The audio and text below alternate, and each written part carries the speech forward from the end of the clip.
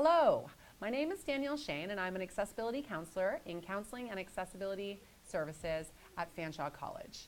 Today I'm going to talk to you about the accommodation for a memory aid and give you a short tutorial on how to create one.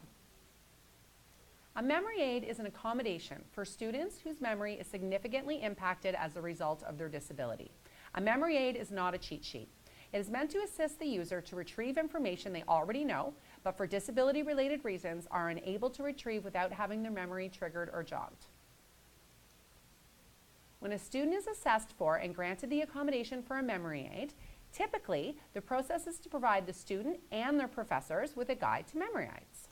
So the first image that we have here is the faculty guide, which is a guide for memory aids for faculty. This will give you an idea of the process and the expectations around what a memory aid is and what a memory aid isn't.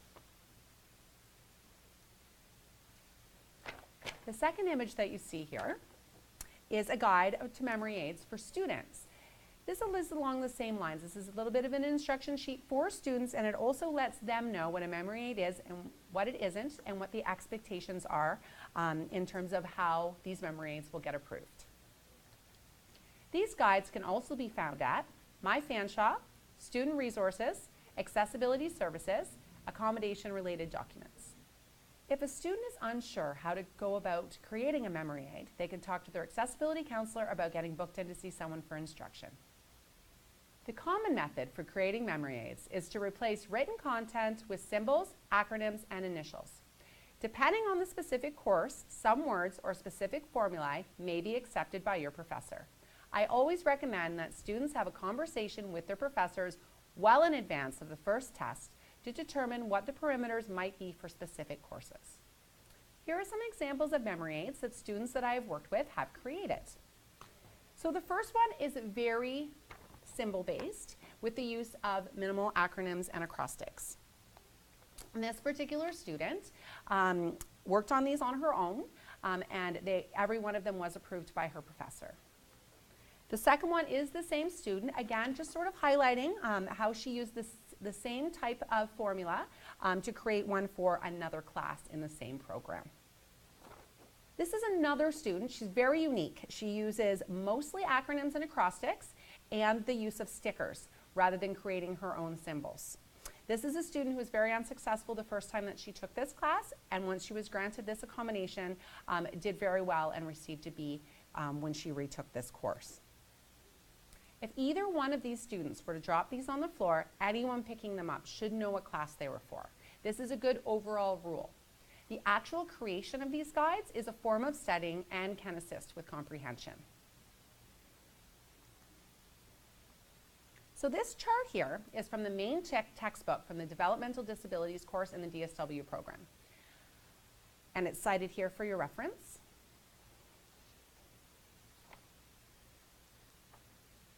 So if you have a look at this chart, you can see that it is very text heavy. There are a lot of headings and a lot of words on this chart.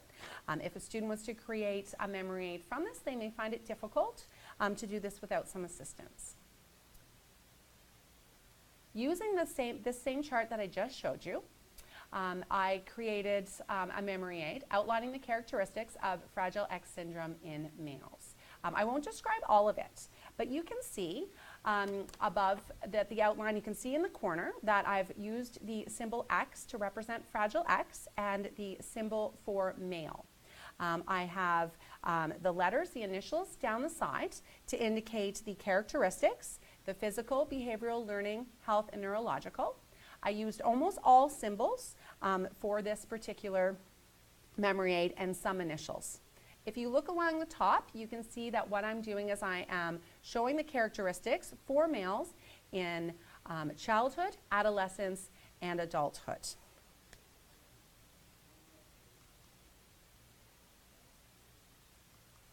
Something that might be helpful for students is to create a list of symbols for terms that are consistently used in their course or even their program that they can use for each memory aid they create. Here's an example of a list that could be used for the Developmental Disabilities class.